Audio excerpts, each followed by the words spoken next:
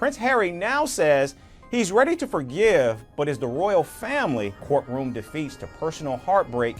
Here's the latest on the royal rift. Our little Prince Harry has just faced rejection for the first time in his life, and from the hands of none other than his father. He wants to reconcile with his father, King Charles. When the whole world was celebrating the royal event centred around his brother, Prince Harry was weeping alone. A minute ago, calling him the Duke of Woke, the Duke of Delusion. I believe Harry must have gotten a mini heart attack after the rejection, as it was the first time the royal prince tasted the bitter medicine of reality.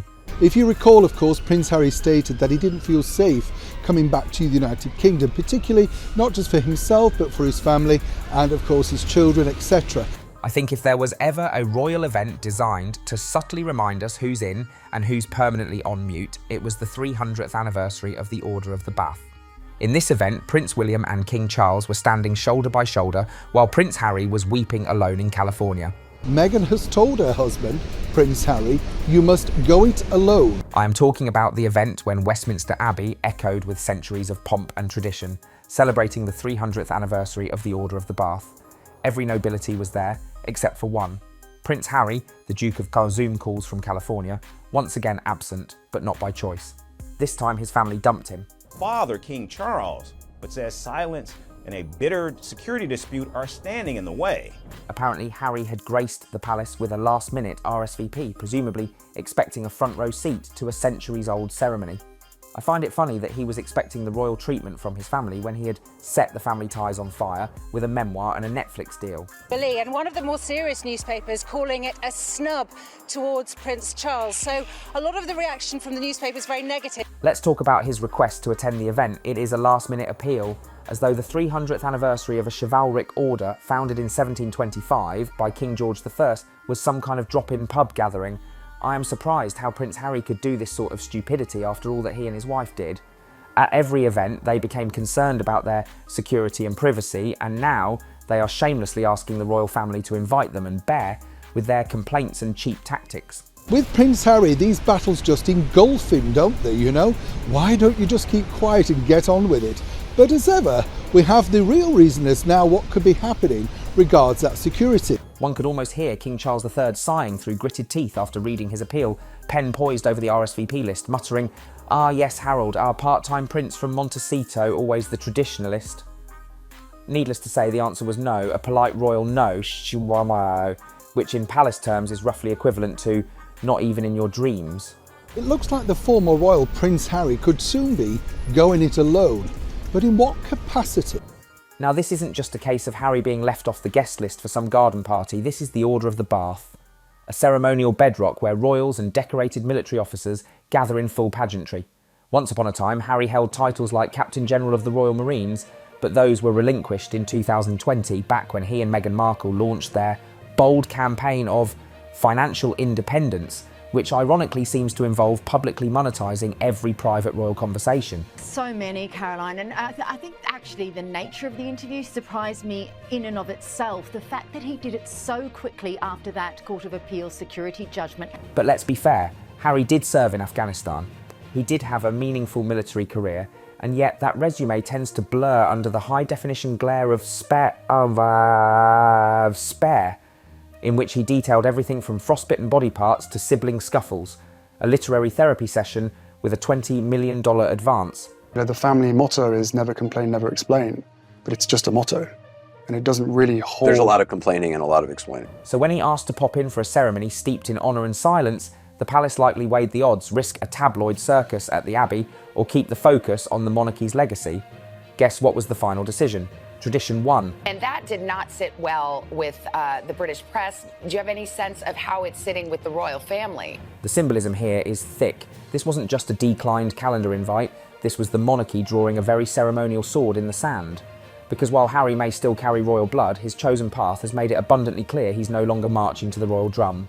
And if you're going to step away from the institution, it turns out, the institution has no problem stepping away from you, even at events where you once might have been centre stage. There's a lot to be discussed, and I really hope that they are willing to sit down and talk about it. They rejected his request, a fact that says far more than any carefully worded press release. Because letting Harry stroll into Westminster Abbey in May 2024, amidst the red robes and medals of the Order of the Bath, would have risked sending the wrong signal. Like saying, sure, you threw the family under a Netflix bus, but hey, come grab a sword and sing a hymn. The interview to the BBC was a really weird choice, considering the part the BBC played in Diana's death, to be honest, because Martin Bashir, obviously we know there was a lot of cover-ups that happened. No, that wouldn't do, not when the entire monarchy has spent the past few years trying to remind the world that royal life is about service, not streaming rights. The palace had to hold the line. They weren't about to roll out the red carpet for the same guy who opened his memoir, Spare, by recounting how his brother pushed him into a dog bowl. I believe this tale is less Shakespearean tragedy, more sitcom slapstick. The trust, if it ever existed in recent years, is now thoroughly scorched earth. Inviting Harry back might have looked like the first step toward reconciliation, but here's the thing, reconciliation usually follows remorse, not a podcast series, a tell-all memoir, and interviews where the word truth is weaponised like a fencing foil. Shown absolutely no willingness to reconcile up until this point. And I'm not sure how honesty is burning bridges. Instead, by denying him entry, the monarchy made its position clear. Harry is now a civilian with royal lineage, not a working royal with ceremonial privilege.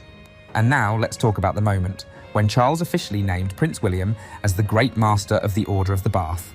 I laughed.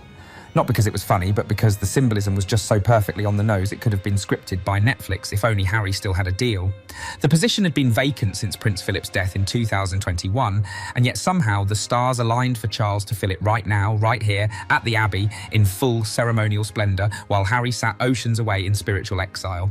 What a coincidence. In the book you write, he says, "They tried, darling boy, I'm afraid she didn't make it."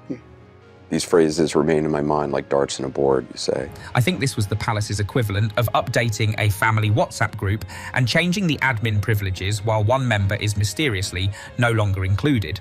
By choosing this precise setting, King Charles delivered a message so calculated it could have been measured with a royal compass. The future is William. Period. He is the dependable, dutiful, and most importantly, quiet son. Well, as King Charles III begins his reign, Prince William has become heir to the throne, and Catherine, the new Princess of Wales. And while William has lived his life... Now sure, Charles has said he wants reconciliation, but I believe actions speak louder than soft focus interviews. And actions like this, where the heir is lifted in a centuries-old ceremony while the spare isn't even allowed past security, are not subtle. They're not olive branches, their boundary lines are drawn in gold leaf. This was a staged royal reboot, and Harry wasn't in the cast list. But after that, nothing was okay for a long time. And of course, there was the broader PR goal at play. The united front of King Charles and Prince William, both in full ceremonial gear, was practically engineered to soothe the British public. To remind everyone that despite modern noise, political unease, and the occasional family soap opera broadcast globally, the royal family is still intact, polished, and knows exactly who's steering the ship. The young family has settled into their growing royal roles, offering us a glimpse of what the future may look like. Honestly, I laugh when people say this was just another ceremony. If you believe that, I have a tiara to sell you. No, this was a royal mic drop. The future king was centre stage. The current king handed him a title older than most countries, and the one royal who left to find his voice, nowhere near the room, not even a cameo or a whisper. In the House of Windsor, absence speaks just as loudly as attendance. And in this case, the silence around Harry was thunderous.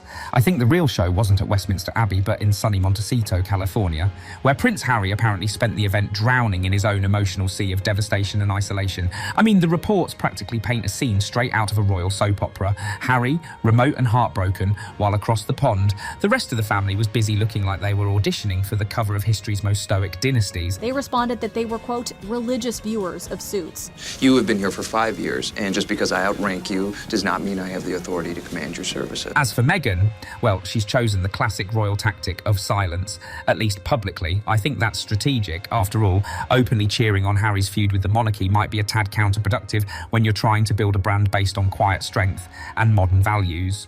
But of course, speculation is the royal sport here. Some insiders suggest she's quietly supportive, waving pom-poms behind the scenes while the cameras aren't looking. I laugh when people expect a royal family drama to play out like a daytime talk show. Nope, it's more like a centuries-old chess match. Except this time, the pawn is sulking in California, and the kings and heirs are making moves in London, all while maintaining that calm, unflappable veneer.